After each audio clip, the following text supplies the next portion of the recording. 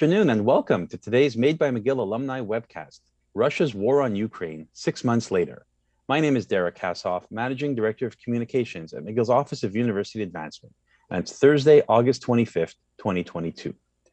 Yesterday marked the 6-month anniversary of Russia's invasion of Ukraine, a war that has led to thousands of casualties, millions of displaced people, and to this point, no obvious end in sight.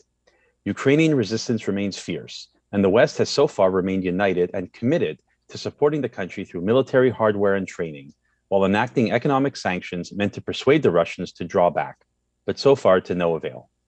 Joining me today to discuss the latest developments in the war, as well as its broader implications, are two McGill professors who study Russia and post-communist Europe, as well as a Ukrainian law student who fled the war in the spring and is continuing her studies as a research trainee here at McGill. Let me introduce them. Maria Popova is an associate professor in McGill's Department of Political Science, as well as the Jean Monnet Chair in Europe and the Rule of Law. She has written extensively on the intersection of law and politics in Russia and Ukraine. She was a guest of ours on this webcast back in April, and I'm thrilled that she's made the time to join us again today. Welcome. Kristy Ironside is an assistant professor in McGill's Department of History and Classical Studies, a historian specializing in the Soviet Union and modern Russia, and the author of A Full Value Ruble, The Promise of Prosperity in the Post-War Soviet Union. Welcome. And Yulia Holik is a PhD student in international law at Yaroslav Mudry National Law University in Kharkiv. She arrived in Montreal this spring as the first recipient of McGill's newly established Students and Scholars at Risk Fund, set up through university and donor support to assist students and academics displaced by war and humanitarian crises. Welcome to all three of you. We certainly have lots to talk about over the next hour or so as we try to understand what might happen next in the war in Ukraine. Before we jump into the conversation, a reminder that if you're watching live today and have questions for our panelists, you can send them to us by email at aoc@mcgill.ca, and we'll do our best to address them to our guests. So Professor Popova, maybe I'll start with you. The last time we spoke with you on this webcast series, the war in Ukraine was about 6 weeks old, and there was much uncertainty about how things might take shape in the coming weeks and months. So here we are now, 6 months into the war. What has surprised you most about the more recent developments that we've seen? And is there any cause for optimism that the hostilities might be coming to an end soon? Hi, everyone. Hi, Derek. So I think the biggest surprise has been the efficiency, competence, strategic vision of the Ukrainian army versus the major underperformance of the Russian army. I mean, consider that in the beginning of this war, there was a 40-kilometer convoy on Kyiv. There was an expectation that the Russians are going to capture Kyiv fairly quickly. They surely expected to do that in just a few days. And fast forward 6 months, and what we're seeing is Ukraine hitting military targets in Crimea, which Russia has occupied since 2014. So that's a huge change in what we could have predicted and what we expected. And it does give quite a bit of ground for optimism that it is possible for Ukraine to win this war, which would be the main way in which hostilities could end. Mm-hmm. Great. So, and there's some really interesting things you brought up, which I will definitely want to get into during this conversation, including this notion of, will there be a winner or a victor in this war?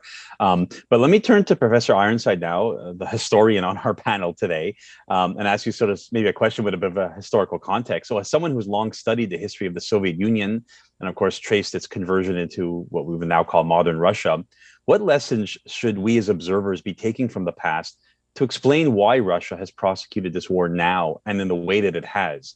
And does this history and the narrative that Vladimir Putin has laid out suggest to you that the Russians will not back down until they can claim some sort of significant military victory?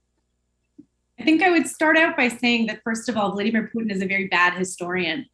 He makes a lot of comments about history in his speeches, which, of course, as a historian, are really hard for me to listen to. Starting with, his comments back when he announced that he was going into Ukraine, when he was starting his special operations, saying, you want decommunization, let's go all the way and take back Ukraine, which was an invention of the Bolsheviks. Of course, drawing borders around the republics, the Soviet Union was composed of multiple national informed socialist and content republics, is how they put it. That isn't what makes a nation. Any historian will tell you this, right? So, let's put this on the table that he's a very bad historian. But secondly, I think we're seeing in some ways this kind of long imperial hangover. It's really important to remember that when the Bolsheviks overthrew the provisional government in October of 1917, they sort of put a lid on, the kind of boiling pot that was the many national issues that were in the Russian Empire. And they really repressed national sentiment, national expression. They sort of turned it into something that was, kind of performative, but took the teeth out of national politics in the Soviet Union itself. And then, of course, when the whole thing collapsed, you have all kinds of border issues that fell out from the way that the Soviet Union collapsed. So I think we're seeing sort of a very long process of coping with Russia's imperial past, a very, very kind of problematic one, a very painful one. And we're seeing a lot of national grievances that fall out of the way the Soviet Union collapsed. But again, I'll go back to my original point. Vladimir Putin is not a good historian. And his idea that somehow there is no sense of being Ukrainian because there is a shared history there is a very deeply problematic one. It's one we have to interrogate. Right. But if I could just ask you a follow-up question on that, I definitely understand your points. It seems like Putin himself and certainly the Russian leadership are sort of viewing the Ukrainians a bit differently than they would say, the Kazakhs or Uzbeks or Azerbaijanis who would have formed part of the Soviet Union, that there seems to be a sense on their part that there is more of a common heritage and nationality between the Russian and Ukrainian people. Is that a correct assessment? I mean, the way I teach this, and I teach 1,000 years of Russian history in one semester, which is an objectively kind of crazy thing to do, but I do. And I talk about this as having a shared cultural heritage. So, the contemporary Russian Federation, we call its cradle of civilization Kyiv in much the same way that Ukraine does. This is not unusual, actually. There are lots of places that have shared, historic places that mean something to them. So there are shared histories there. There is an intertangling there, but that also doesn't then mean that there isn't a border there and that there isn't a state there in our contemporary sense of it, right? Because just primordial nationalism is something that often sort of claims these things as timeless, but all these things evolve historically over time. There are, of course, links between these places. You have many people who are Ukrainian, of Ukrainian heritage, who live in Russia who are Russian citizens, and vice versa. They share a very long and sort of entangled history. So that is there for sure. But there's also a very long history of Russian paternalism toward Ukraine that started, we can trace this back several centuries, actually. If you think back to the middle of the 19th century, when you started to have not just the Ukrainian nationalist movement, but also the Polish national movement, other, pan-Islamism, things like this in the Russian Empire, there wasn't this enormous sort of condescension toward the idea that there could be a separate identity there, that the language was separate, that it wasn't just a kind of Ukrainian that was, Polonicized Russian. There were all kinds of arguments made like this. So those ideas are very old in Russia, and that paternalism is still something that you see a lot of in the discussion coming out of the Russian government right now. Right. Well, thank you. So let's fast forward 1,000 years, and I'll bring Yulia into the conversation now to really get a perspective on someone who was on the ground in eastern Ukraine when the full-scale Russian invasion began in February. And first of all, Yulia, thank you so much for joining us, for joining the panel today. We're really grateful that you've agreed to come on and share your very personal story. So I understand you grew up very close to the border with Russia. Can you tell us what those first few days were like for you and your friends and family in Kharkiv? And how did you manage to flee the country and make your way to Montreal and to McGill? Hi. First of all, thank you for inviting me here and for speaking on the Ukrainian matters. It means a lot for us, not just for Ukrainians, but for the whole country and for the whole world, I suppose. So yes, I was brought up in Kharkiv. It's I'd say northeast part of Ukraine on the border with Russia. And the first days of the war weren't easy, I'd say, because we all had that feeling that it may start, and any loud sound was perceived as a possible bombing, possible shelling before even 24th of February.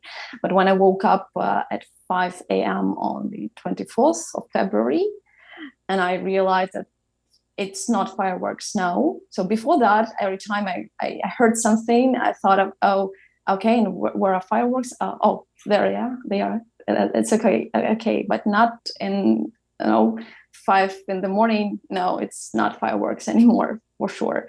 So we were with my mom and my grandma. We're living on the first floor, so we just equipped everything in our apartment in the corridor. So we were there on the floor for 9 or 10 days. So we strengthened everything we could, strengthened the windows with a tape, kind of adhesive tape or scotch. We just moved everything we could out of that space for it to be as safe as possible. And so we were there for 9 or 10 days. And then my brother just called us and told that we're leaving, because my brother lives closer to border and they heard more than we did. So we just, under the shelling, we just escaped Kharkiv, and it took us 12 hours to get to Poltava. In peaceful times, it would take 2, maybe 3 hours. It took us 12 hours. And then it took us 12 more hours on the next day to get to the central part of Ukraine, it's Cherkasy region. We were there for a while. And then I just realized that I can at least try to apply for some funds for scholars, because I'm in the process of writing my dissertation. And so I just applied to McGill and I was answered. And then I applied for visa and then just got from Cherkasy region to Lviv, to the west of the country, and then got to Warsaw to give my biometrics, then to Gdansk to wait for my visa, and then to Vienna, and then to Montreal finally. Wow, sounds like such an incredible story, but one that so many, hundreds of thousands of Ukrainians like yourself have experienced. Well, thanks for sharing that. This would actually be a good moment to mention the new Students and Scholars at Risk Fund that you referenced, that McGill has set up this summer to support academics displaced by war and humanitarian crises. So just so our viewers are aware, funds have already come in from several donors, including Ram Panda, former chair of McGill's Board of Governors, who has set aside $500,000 to match future donations coming into the fund. And they'll provide some mechanisms later on the webcast about how you can support this cause as well. But Yulia, I guess the next question to you is, how has this support helped you in particular in your relocation to McGill? And why should donors who care about the plight of Ukraine consider a gift to the Students and Scholars at Risk Fund at McGill? Well, it directly influenced me being here, because otherwise I would not be able to come here and stay here. Why should people care? Well, I think it's the matter of every person whether to donate or not.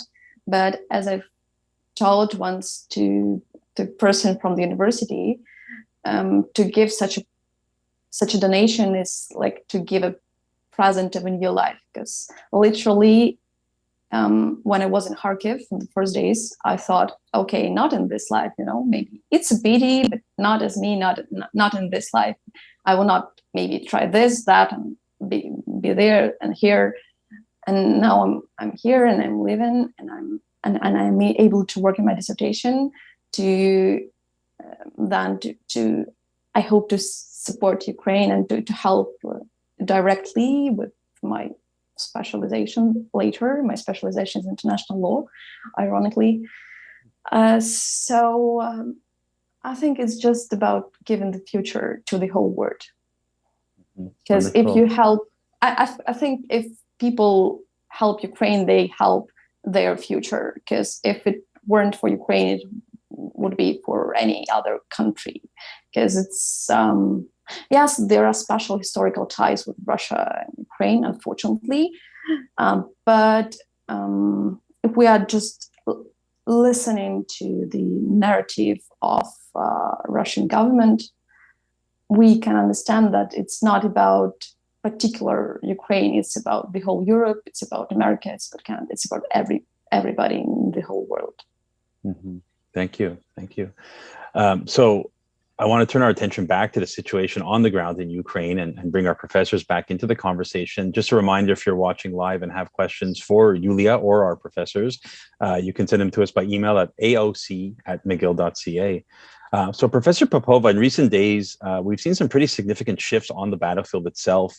In fact, you referenced in your first answer some of the attacks and explosions against Russian bases, ammunition depots in Crimea, which is territory that Russia has occupied for about 8 years now.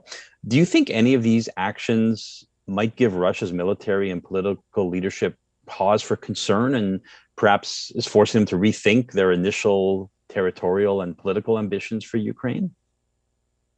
So this is a good question. On the one hand, the Russian defense minister Shoigu has recently said that they're going to scale back their offensive in eastern Ukraine because they want to consider civilian casualties and safety, which could not be further from the truth. But what it does reveal is that the Russian army is struggling with this invasion, that potentially they're stalled, maybe for low morale, lack of resources. It seems that they cannot sustain this level of hostilities. But at the same time, I don't think it is possible for them to really reconsider how wise this invasion was in the first place, because, this invasion is not one of opportunity.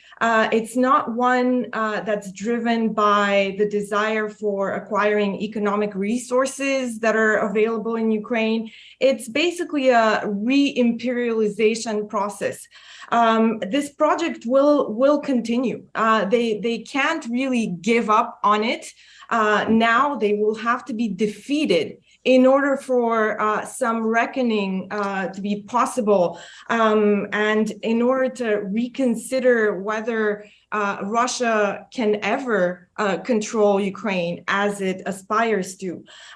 So in some ways, this attack by Ukraine is probably giving them pause in the sense that it may lead them to think that it is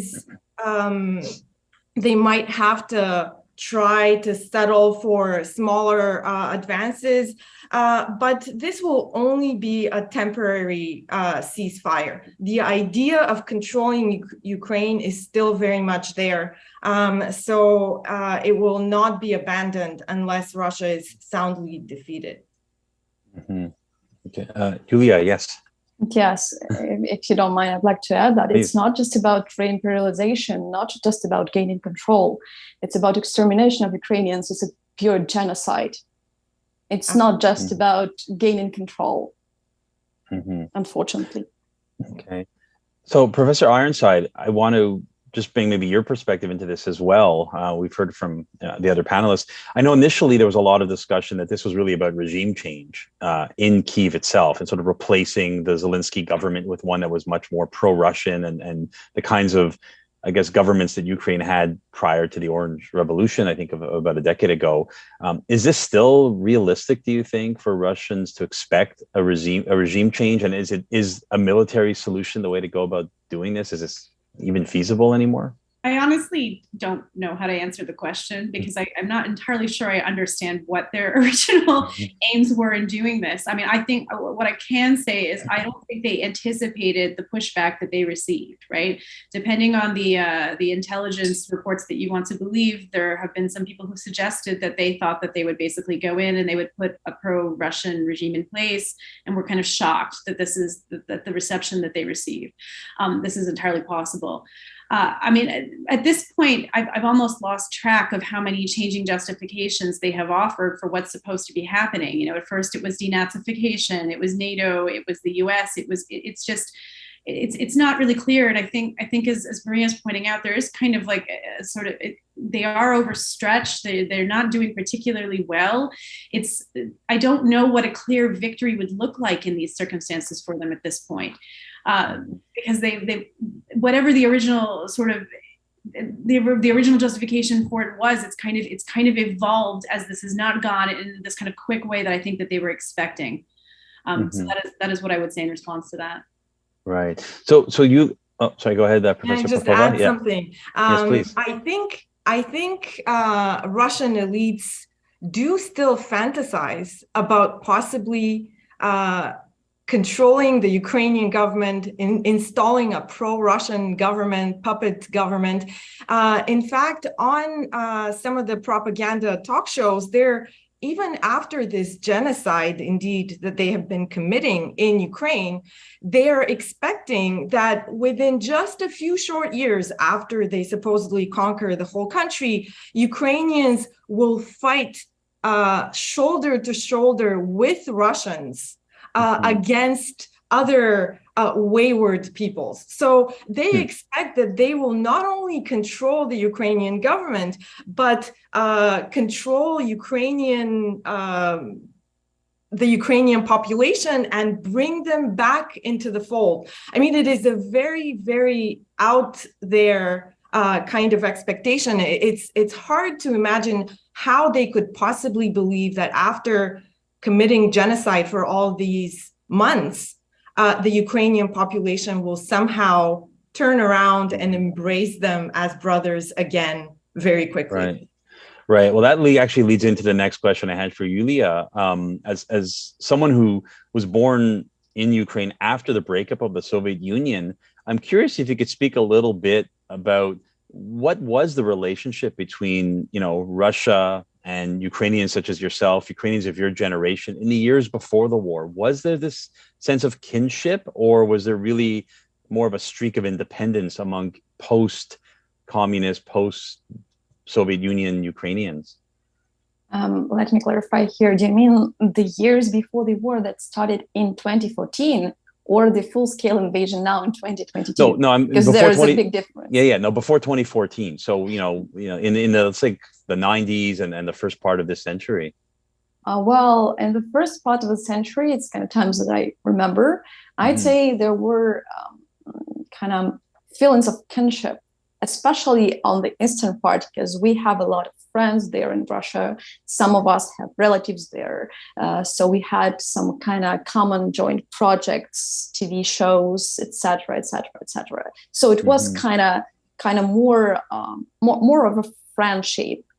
But then we had some conversations back in 2006, if I'm not mistaken, about the possible war. And then it sounded like what? How can that be?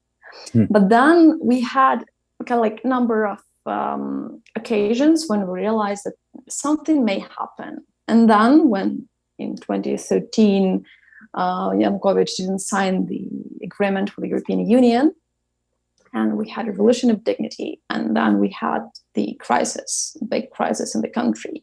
So we used to have kind of $1 United States dollar costed 8 hryvnias, then it started to cost 13, 14. Then Russia invaded, and it became 26.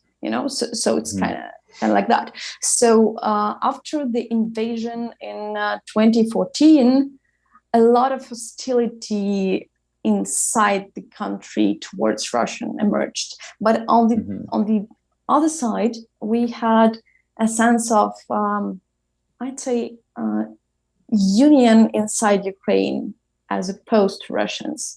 However, there was a lot of information, some strange news, something like that, about Russians, Donbass, Crimea. So, notwithstanding some objective facts, notwithstanding some resolutions of international organizations, I would not say that all Ukrainians hated Russians. Again, it was kind of not every Russian does that. You can't prove that. I mean, there were different approaches. Some of Ukrainians hated Russians at that time. Some were kind of okay, but not that scale. But as it became closer to 2022, from the December, when we had got information about the troops coming to the borders, with all the information, with all the intelligence use and all that stuff, it could be felt. I mean, the pressure, the tension, the hostility towards Russia, against all of that. Right. And, But I want to ask you as a follow-up question on that, yeah. Julia. I mean, it seems like even up until the evening before the invasion, it felt like for many people, both in the West as well as in Ukraine, that they're not really going to go ahead and invade the country. I mean, so what was it like on the ground for you? Like even in the weeks or days before February 24th, was there still a sense among most Ukrainians that it's not actually going to get to the point of a war of this magnitude?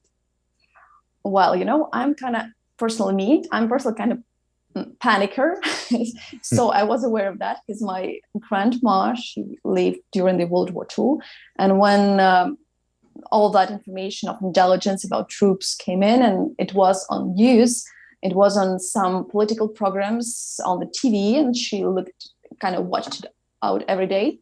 And every day she told me the same two stories. The first one is they had their breakfast in front of the window, and then her younger sister told just, "Oh, Mom, look, there are birds in the sky," and there were kind of the planes of not Russians, Nazis. Germans. Sorry, that it was Nazis. So when one of the bombs then got to their yard, it was the first story, and the second story that were kind of repelled from the city, from their village, and they haven't even went out of the village, and their house has been burning.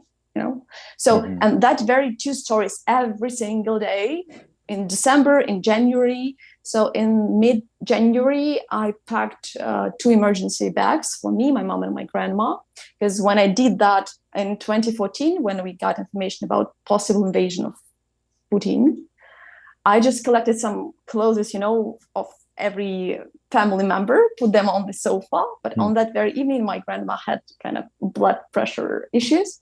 So I knew that this time I can't do like that. So I was kind of, okay, and you're nervous about the possible invasion. Yes. What can we do? Let's at least pack. Okay, let's do that. So we had that emergency bags. But I felt something like that, Even I'd say half a year before the invasion, the full-scale invasion, I had a high level of anxiety, unexplainable anxiety. And a lot of my friends told me the same kind of after the beginning of the full-scale invasion. But when it came to February, so there was information that they won't invade before the end of the Olympics. So since the beginning of February, I was kind of like, okay, at least one more day, But when it came to 22nd of February, I remember for sure when Putin had some speeches and all that stuff, I felt furious. I remember it. How can you dare to tell that? I mean, Ukraine was in the 9th century, Moscow emerged 7 centuries later. How can you dare to say that Ukraine is the invention of Lenin? Come on. How can you dare to say that Ukrainian armed forces occupied our own territory? How is it possible? Kind of like that. Right. But then but still, people tend to believe in best, So get ready for the worst, but believe in best. Right. So I'd say we had such an information that it may happen.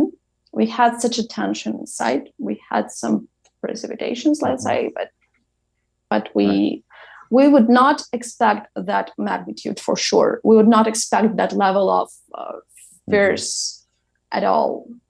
Right. I mean, right. Well, thank you for that perspective. I think it's really interesting to hear from someone who was there on the ground in the weeks before and during the full-scale invasion.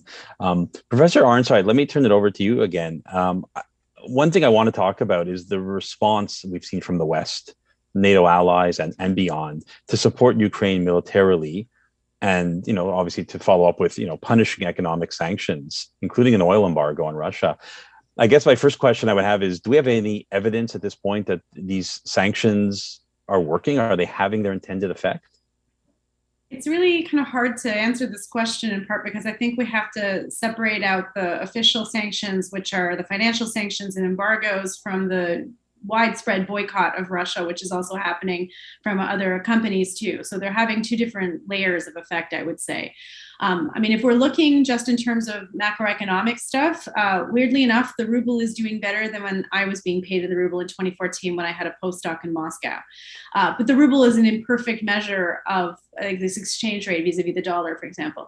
It's a very imperfect measure of what's going on economically in the country, because of course the reason the ruble is doing very well right now is that Russia has de facto implemented capital controls. There is no real demand for dollars and euros being generated within Russia because they can't buy things because of the various sanctions, things like this. And they're forcing Gazprom and other major state enterprises to repatriate their profits in rubles. So that's generating demand for rubles on the Forex, and that's causing the ruble to look like it's doing better than it is. So it's hardly a kind of success story. That said, we haven't seen macroeconomic collapse yet in any meaningful sense. Domestically, though, inflation is a huge problem. I mean, inflation is a problem everywhere at the moment, but it's a very big problem within the Russian economy. Prices are going up. People are, finding that the cost of living is going up enormously. Whether or not that's going to be a destabilizing factor is hard to say, because the government has taken some steps to mitigate this. This is an instance in which they tend to open their pocketbook to, give money to the pensioners and things like this. So it's hard to say what that's going to do domestically, but long term, I have to believe it is going to have an effect, that it's going to sort of destabilize the government, because especially if the European Union manages to divest itself of Russian oil and gas purchases, we'll see, right? Right now, the main thing is that they're still making money from selling oil to the world. And because of that, they're going to continue to be able to do all these various kinds of manipulations and sort of ways that I have to say that I think Elvira Nabiullina, the Minister of Finance, has a very difficult job. I don't have much sympathy for her, but she has a difficult job trying to keep all of this from collapsing, but has managed to do that somehow. So I think the sanctions are having an effect, but we're not quite at the point of macroeconomic collapse yet. Right. So let me ask Professor Popova a follow-up question. We talked a lot about obviously how the war is changed Ukraine. It's obviously had a huge impact on Russia and the Russian population as well. So as a follow-up to this sort of discussion on the economic sanctions, do we have any sense as to whether Russians are supportive of the war in Ukraine? And I know there's some polling results that indicate that this is in fact the case, but can we believe these polls? And do we have any sense of what's going on behind the scenes in Russia amongst the population? So this is a very interesting question, and a very important one. I think what we know, regardless of what the polls are showing, they have their significant problems. But at this point, 6 months in, we know that Russians are not organizing to stop the war at any meaningful level. There is a small minority who are opposed from the very beginning, who are probably still opposed. Some of them have suffered from repression, have been imprisoned, but that's a small minority. So the war is popular in Russia. However, at the same time, I think we cannot say that Russians are enthusiastically backing the war and pushing the government to escalate and demanding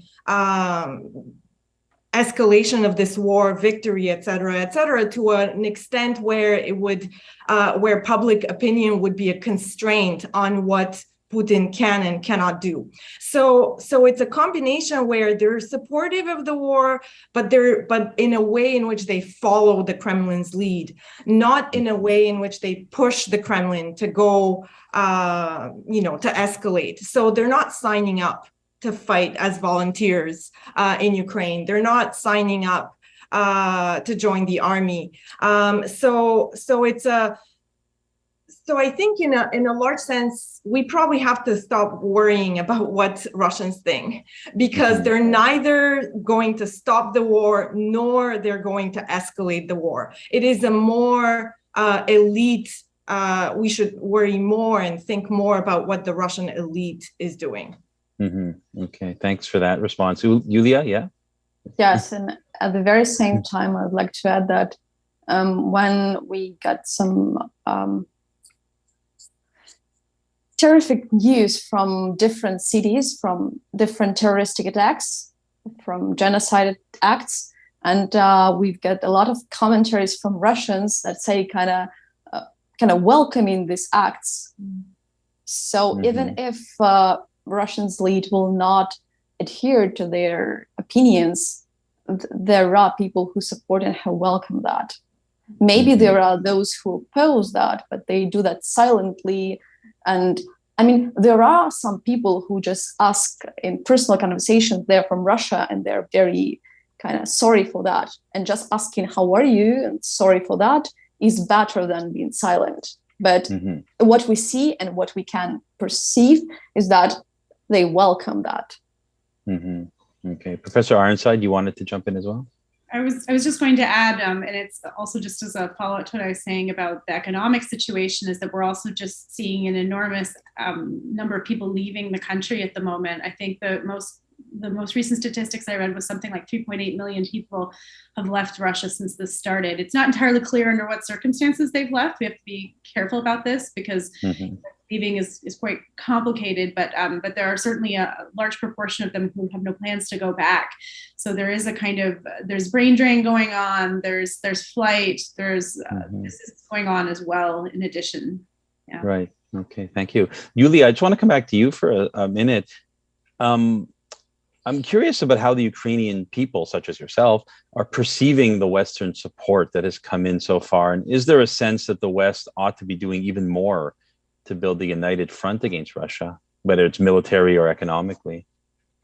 First of all, I'd like to say that we are very grateful for the support, because I would say from the standpoint of kind of ordinary Ukrainian, in the first weeks of war when we got it, and the whole world thought that will be kind of got in 3 or 5 days week, okay, 2 weeks, and then just that 2 weeks were really hard in terms of the feeling that, so here is relatively small Ukraine and relatively big Russia, and we're just tete-a-tete with them.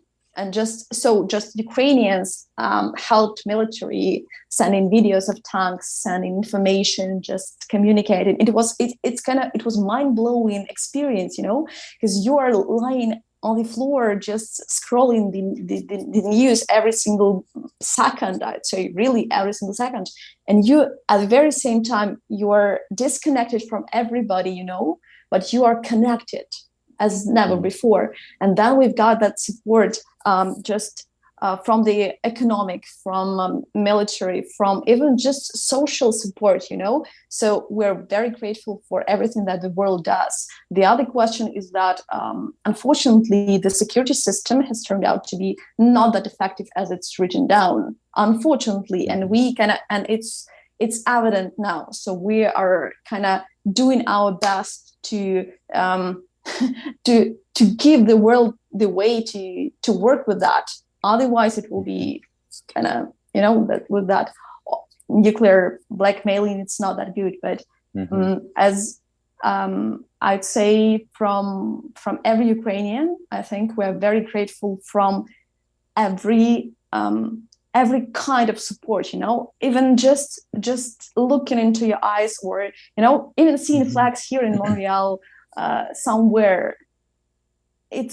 It's also a support, to say nothing on the words, to say nothing on the let's say somebody just tells me, oh, I'm learning Ukrainian, can you speak with me Ukrainian, please? Of course, really, you know.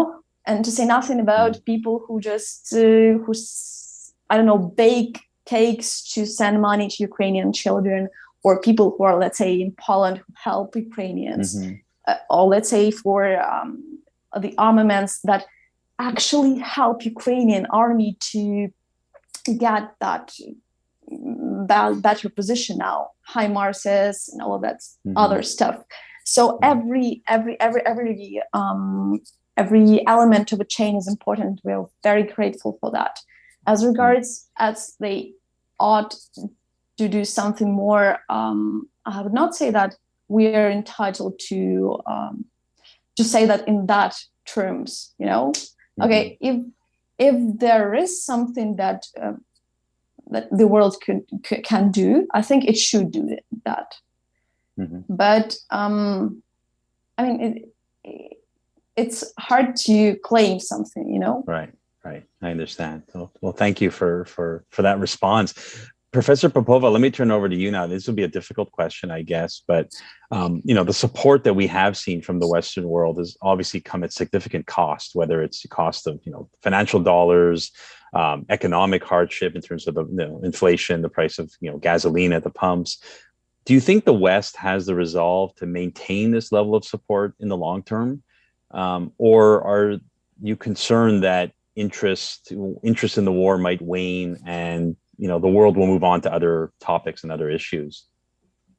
Yeah, this is a really important question that will determine, I think, to a large extent, how the war develops over the next 6 months. Now, I think the first important point here to make is that the West is helping Ukraine not just out of principle and out of the goodness of our hearts and as generosity, but also because Western leaders are increasingly aware that stopping Russia in Ukraine is essential for the security of Europe.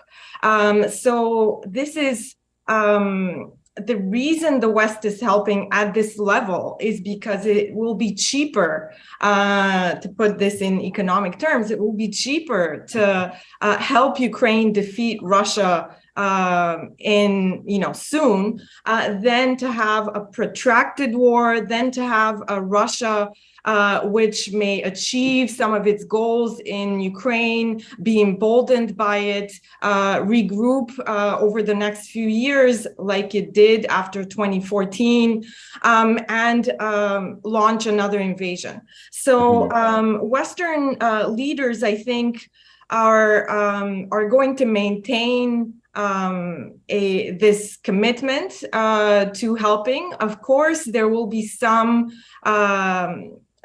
diversity across the West. Some will be more committed and will have more resolve than others. But for example, if you look at the US, which has been the biggest helper from the West, the level of support is still high. It's still in the high 70s. So there is no electoral pressure to scale back support. And as long as that remains, I think the West will be committed to helping. So I expect this unity to continue.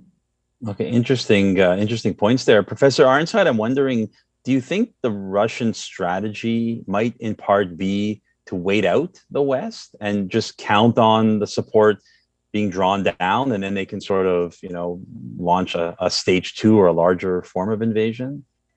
I think they're definitely counting on disunity around the energy issue, which exists. Let's be honest, it's there, and winter's coming, and they're counting on people being unhappy about paying more to heat their homes in particular. So I think to a certain extent, this is there. I think they tend to take a quite cynical view of this idea of European unity in general. So I wouldn't put it past them. I would not. Okay, interesting. So we've received a fair number of questions that have come in from alumni while we have been on the air here. Just a reminder, if you have any questions that you would like to send, you can send them to us by email at aoc@mcgill.ca. Let me start with this one here that came in from George Wright. He's wondering, how do Russian-speaking people from the Donbass feel about Russia and the destruction of their homes? Do they still support the Russians? I think it's a question to me, right? Yeah, go for it. Actually, first of all, I'm a Russian-speaking. So I'm from Kharkiv. Kharkiv is a Russian-speaking city, and just because of the policy that's been going on for centuries there, and Kharkiv has been hugely shelled every day since the beginning of the full-scale invasion, every day. And we are against Russians very well. As regards people from Donbass, I have kind of half of my university group were from Donbass. And even after that invasion in 2014, they were against Russia. Now it's even worse. Now there is information from people who were there supporting Russia, now they are against. They're just furious about that because they've been deprived of their houses twice. So, right. I mean, I know that because we have a lot of channels on Telegram and other kind of social media, and we have that information, that scans and all that stuff. So I can tell that for sure. Right. Wonderful. Well, thank you, Mr. Wright, for that question. It seems like you've come to the right place. Dr. Popova, you want to add to that? I'll add here some findings from recent political science research on this. And one thing I'll differentiate is between when the caller is asking about Russian speakers in Donbass, the question is, does he mean those people in Ukraine controlled Donbass or in Russia occupied Donbass? But both of these groups, we have evidence that are not pro-Russian, especially in Ukrainian-controlled Donbass. There has been research by my colleague Aaron Ehrlich showing that the closer you were to the fighting, the more your allegiance to Ukraine increased. And the less likely you were to support some kind of compromise with Russia in order to solve this. And in the evidence coming from the occupied areas of Donbass is that we've been hearing recently that Russia is having trouble recruiting volunteers from there to fight in this war. So of course they've spent 8 years under a strong disinformation campaign to convince them that Ukraine is governed by a Nazi junta, so forth and so forth. But even in those areas, sentiment towards Russia is not very strong. Okay, Yulia? Yeah, can I add just one point about the language, because it's very important, I think. If people are speaking Russian, it doesn't mean that they don't speak Ukrainian. I mean, I can freely speak in both Russian and Ukrainian. It's just a matter of my kind of getting used to speaking Russian. But Ukrainians are now, a lot of Ukrainians turn to Ukrainian, and the very, I mean, sorry, it's my just like burning question. Russian is kind of Rus. Rus was Kiev Rus. It emerged in 9th century. Then Russia stole it and became Russia. Moscovia stole it. Right. But in any case, the only place where Russian language should be protected is just Russia.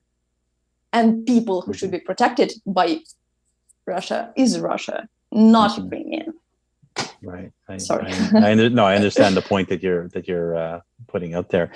I don't know if anyone wants to talk about Belarus. Our next question comes to us from John Forsey. So he's writing that in the early days, we heard a lot about Belarus as a staging ground for Russian troops and an ally of Russia. Do we know anything about how the citizens of Belarus view the war and the economic sanctions that they've been sort of, I guess, folded into as well? So maybe I'll take this on. I mean, Belarus, of course, has been closely allied with Russia because Belarusian dictator Alexander Lukashenko needs Russia's support to stay in power. In fact, that's why he moved even closer to Russia in the last 2 years as he had to cling to power. But remember that in the beginning of the war, there was a lot of predictions that maybe Belarus would join and would actually send troops. And none of this came to fruition. And there is sort of a reason to suspect that this didn't happen because of not very strong support by the population due to sort of sabotage on the part of the Belarusian population of the war effort. launched by Russia. So, and a curious thing yesterday during Ukraine's Independence Day, Alexander Lukashenko congratulated Ukraine on 31 years of independence. So I think it's a veiled message that he would like to go back to his position as sort of playing both sides if he can. Well, that's really interesting. I hadn't known that. Yulia, yes.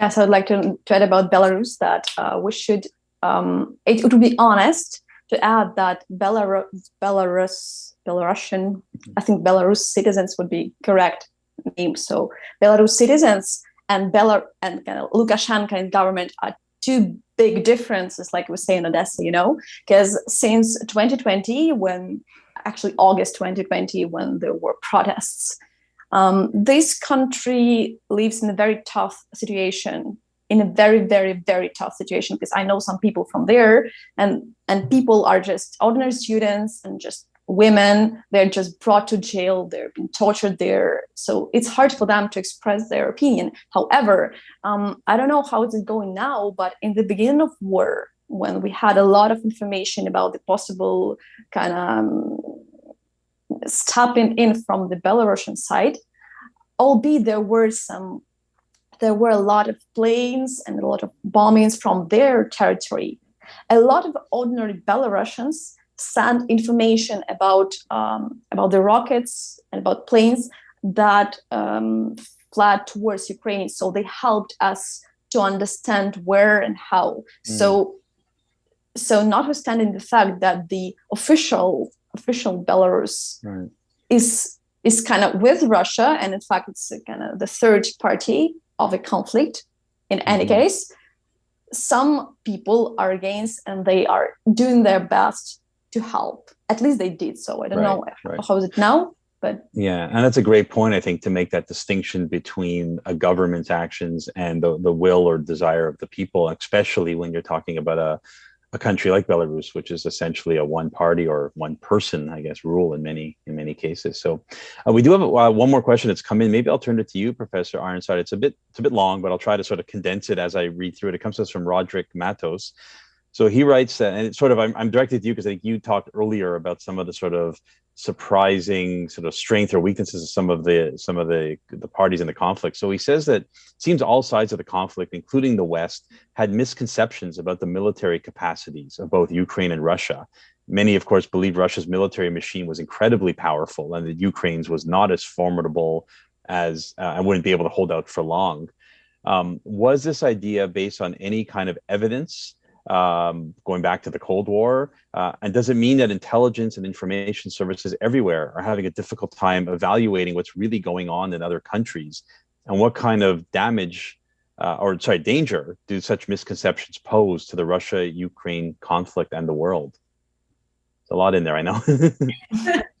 Where to begin? I'll preface this. I'm not a military expert at all. I work on the economy. So I do think there have been a lot of intelligence failures all around. I mean, starting with how this whole thing started back in February. I remember, I personally just didn't believe that this was going to go this way because I thought it could be so colossally stupid as to do this.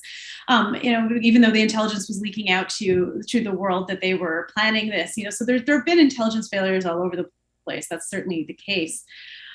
In terms of the strength of the Russian military, one of the things I can say there is that they domestically have gone out of their way to say that they are not using conscripts, although that is getting less and less convincing with every passing day, because they have these sort of special categories of the military, these kontraktniki, who are kind of not conscripts but are not totally professional soldiers either, and that seems to be the way that they are staffing their military at this point in the conflict.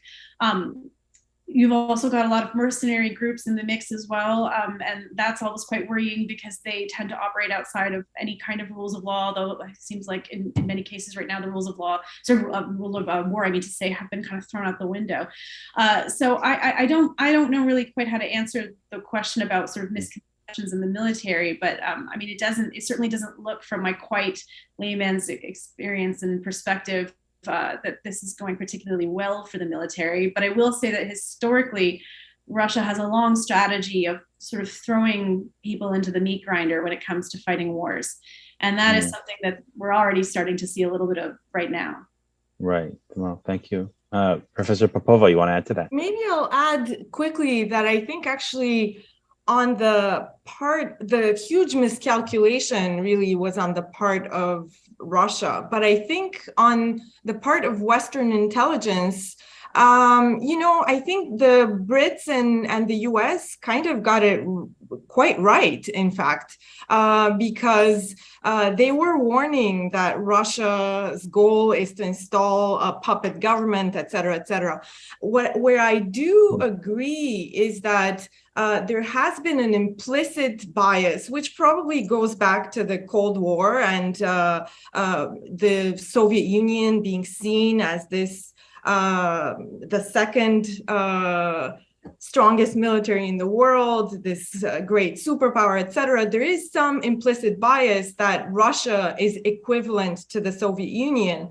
And that led to some overestimation in Russia. I mean, I wouldn't say that the West wasn't aware that corruption is a serious problem in Russia and would probably hurt their capacity to wage this war efficiently. I think we knew that. But I think still, because Russia was considered this great power, the level at which it has underperformed is really surprising, because the expectations are always there that they should be doing better than this. And I think what we need to draw from this is that we need to reconsider Russia's status as a global superpower. We need to think, well, it's clearly not an economic superpower, as I'm sure Professor Ironside can agree. It's not an economic superpower, but now we're starting to wonder, is it a military superpower? And it doesn't seem to be living up to that name. Mm-hmm. Well, very interesting. Yulia, we only have a couple of minutes left. But I'll turn it over to you, Yulia. Yes, please go ahead. Yeah, one point of intervention. I think it's not about intelligence that I can say about. It's about underestimation of Ukrainians by the very Ukrainians. I think we had no clue we could be like that. It's like, in the very first days, Ukraine just united. So they're accused of territorial defense. They're accused to IT army. So people villagers just came to soldiers to help them to hold out the Russians, and then when soldiers are done with holding them back, they came to just villagers in their rest time to just to put the fire, kind of to cut the fire. Right. And to say nothing about the to the information Ukrainians gave to the army. So we have an application, it's called DIA, kind of State and I, where we can have kind of documents there. It's kind of digitalized. It's kind of stayed in your smartphone. And via this application, we could send information. We can send money even now, And to say nothing about the fact that, Ukrainians just bought a satellite, kind of 600 million hryvnias to buy 3 Bayraktars, but Turkey kind of give them just without pay, free. So Ukrainians bought kind of satellite with 1 year access to the data. Who could expect that? Right. Okay, wonderful for that, for adding to that. Thank you so much. We did receive a whole bunch more questions, but unfortunately, we're just about out of time. So we're going to have to draw to a close here. Before we close, I would like to remind everyone watching that this video will be available at this very same link soon after our recording ends. So feel free to share it with others who may not have been able to tune in live. I would, of course, like to extend my deepest gratitude to our 3 wonderful, amazing guest panelists today, Professors Maria Popova and Kristy Ironside, and Ukrainian law student and now McGill research trainee, Yulia Holik, for joining me today and offering such great insight and personal perspective, in your case, Yulia, into this war in Ukraine. If you would like more information about McGill's Students and Scholars at Risk Fund, or if you would like to contribute to the cause, you can visit alumni.mcgill.ca/give/SSRF. And that link will also appear in the description of this video on our YouTube page below. And of course, please stay tuned to your McGill email and social media feeds for more updates on future alumni webcasts, as well as more online and in-person alumni programming. including the return of in-person homecoming at McGill this coming October. Until then, please stay safe and be well. Thank you. Thank you for supporting Ukraine.